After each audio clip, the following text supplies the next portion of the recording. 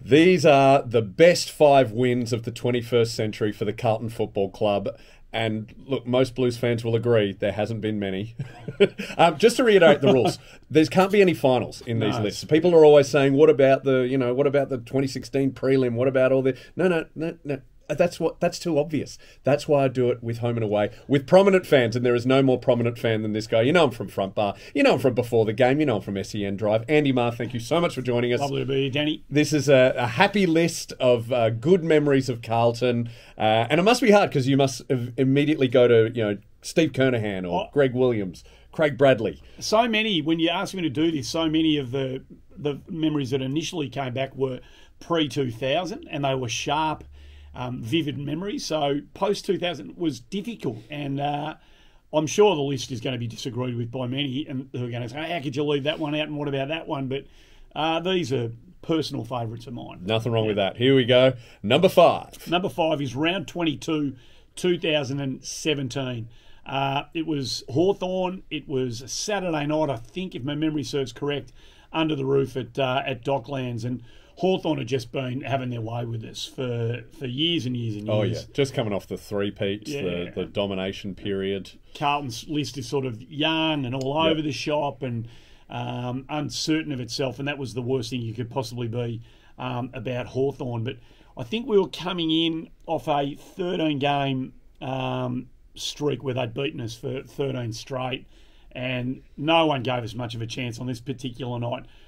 My memory serves, Jed Lamb, I think, tagged a young James Sicily. I can't remember. I think it was. Yep. And he did a super job, got in his face, as Jed Lamb did from time to time, kicked a couple of goals, if my memory serves, and was kind of heart and soul presence. And we beat him. And it was like thank God we can put those demons to rest. We can sort of half begin healing and moving forward. And I just remember having an overwhelming sense of joy on that night after that game, and the memory of it lives pretty vividly with me to this day. The 4th best win of the Carlton Blues since 2000, Andy Maher. Any win against Essendon is always a joyful occasion. So we go back to round 3, 2007, taking on the Bombers. Okay. We were down by plenty. I think it might have got to 8.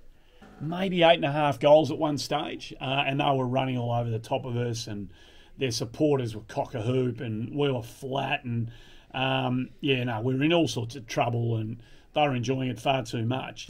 As they do. Mm. And then the fight backfired, and we got on a bit of a roll, and Brendan Favola, who is ever present through the post-2000 era for a lot of Carlton supporters, he just gets on a roll and starts just completely dominating. Every time we go forward, he's drawing the footy. I think he kicked 8 on that occasion. He wasn't single-handed, but he was every bit, the kind of talisman on that afternoon that he became through this period of time for us. And we ended up winning by a kick. And just whenever you can, we've had plenty taken away from us over the years. So whenever you can take something away that is already accepted by a supporter mob like Essendon, they thought they had the win. They'd banked the 4 points, and then we yanked it away from them. And it was pretty sweet. It is. If Collingwood never existed, you would be the big 2 clubs. You'd be the Celtic and Rangers of the AFL. But because Collingwood's there, you've got this common enemy. There that it rolls around. And Richmond have a place in there somewhere. Yep. There's a lot of.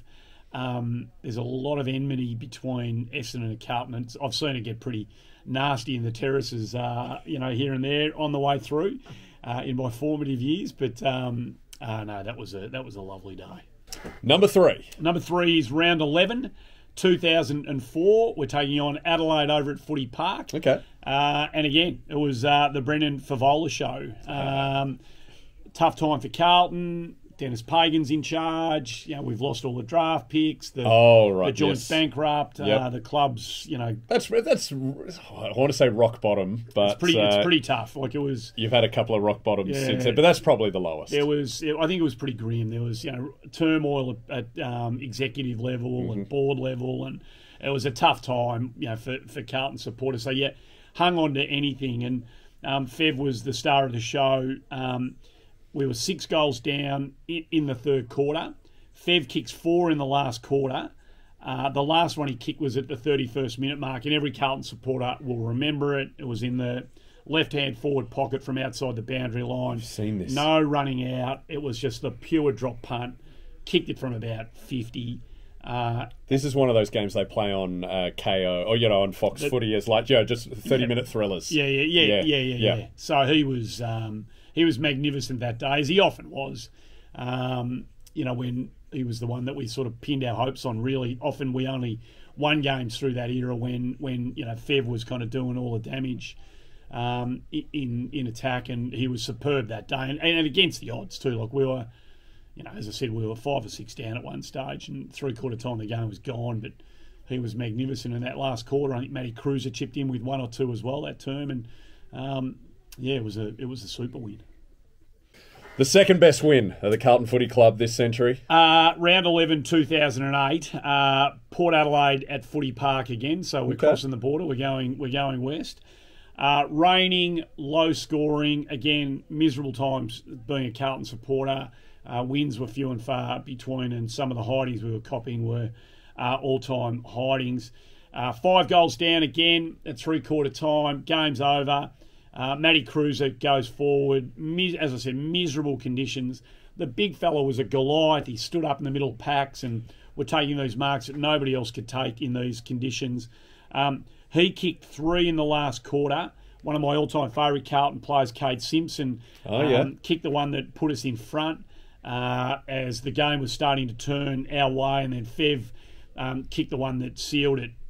It was just another one of those wins that, it was a pretty grim time for Carlton supporters, I said, and often games were gone early, and you're sort of just sitting there thinking, why am I bothering? And you bothered, and then when you got the return on investment that we got on days like that, it didn't mean anything. We weren't going on to challenge for premierships or play finals or any of that sort of stuff, but they were just little golden nuggets that you kind of sieved out of the rough. And I remember that day was, again, it was a happy day. Some of our young players and our good players sort of conspired to get us over the line, and it's one that sticks in my memory. What is the best win of the Carlton Football Club this century, Andy Maher? Well, it's actually not a win, and so that's sort of counterintuitive, really. And you can, the 1 through 5, you can all play along at home. But it was round 9, 2005. It was the last ever game at Princes Park for premiership points. Okay. I'll allow it. I get it. It was against Melbourne. It was a really emotional day. We were hammered. The heart and soul had been ripped out of the joint by this stage. I thought you meant drunk. No. I wasn't a big drinker of the footy. Never have been. So that's impressive considering the bad losses we'll be talking about soon. Some of the pain. It was one of those days. Clearly, we knew what was happening. That we'd never be coming back to our spiritual home in a place for people of my generation had meant so much to us. We'd grown up on the terraces at Prinny Park and seen some amazing footy teams, play the game there. These weren't those come this period of time, but we're out of the game early. Melbourne was a pretty good team. We stormed home late. We made sure that the last memories of a Carlton men's team, running around for premiership points at the ground was going to have at least some meat on the bone. They never gave up. We lost, of course, but the memory that I think I will always have, and it has become an enduring one, and a favourite one, was the modern day players lining up, and Anthony Koutafidis walking through the middle of them and passing the sort of ceremonial Sharon to John Nichols, who sort of stood there and held the ball aloft to those that were in the Heatley stand. The players kind of filed off. The game was done, and it was what it was. We were going to be taking the Sharon to another ground to kick around, and that was going to be our future elsewhere. But those memories, while a bit hazy, some of the sharp details of what was going on that day, they remain pretty vivid. The Koutafidis to Nichols passing of the footy, and that's gorgeous. So much pre-match is very contrived and corporate and stuff. That's the simpleness of that. I love. Yeah, it was sort of symptomatic of where we're at the moment. We didn't have bells and whistles at that moment. We didn't have bells and whistles as a footy club or a footy team. So, yeah, the simplicity of it was touching and pretty memorable.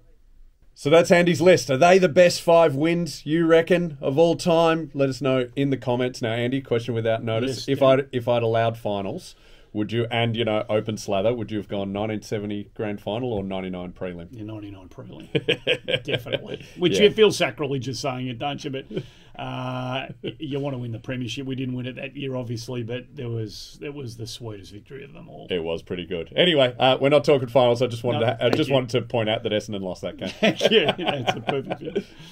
Listen to Andy on SEN. Watch the front bar. Get old DVDs of before the game if you can. That'll be fun. And tune in next week. Who will I be talking to? You'll find out.